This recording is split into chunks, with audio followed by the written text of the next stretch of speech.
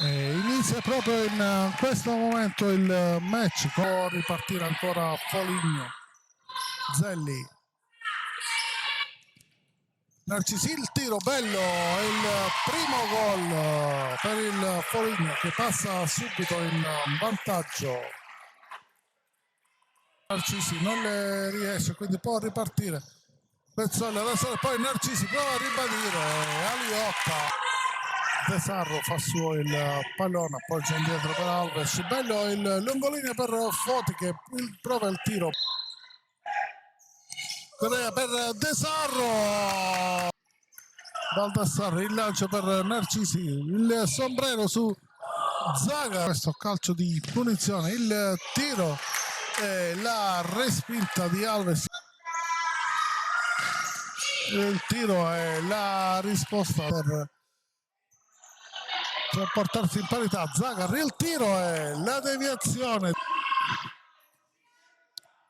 Ines per Foti, bellissimo il tiro, poi c'è Ines sul pallone, Proietti blocca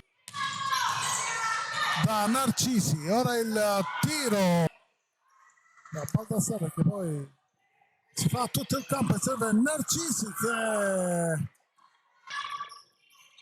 non filtra il pallone. Narcisi, il tiro e questa volta c'è il gol di Baldassarri, 2-0 per il Foligno.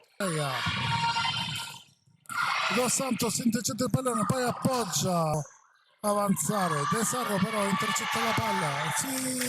Il tiro. Castagnoli perde palla, Aliotta, Ines il diagonale. La Royal, ora Alves prova a far ripartire. Ha spazio sulla destra, il tiro. Il gol del 2-1 di Federica De Sarro che Sarro, Aliotta ancora per De Sarro, il diagonale. Il lancio in avanti Narcisi, bellissima questo inserimento. Alves il tiro, non filtra. Narcisi prova a tirare, bloccata da Ines, poi ancora Ines sul pallone.